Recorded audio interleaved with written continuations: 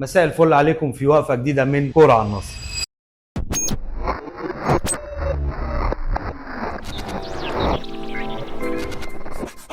وقفتنا النهارده عن ماتش الاهلي وسيراميكا وخطوه جديده للاهلي نحو لقب الدوري. الشوط الاول للنادي الاهلي كان التحضير الى حد ما كويس، بس الفينش ما كانش احسن حاجه. رضا سليم ماتش ورا ماتش مستواه بيقل مع اصرار كولر لدخوله في القائمه الرئيسيه.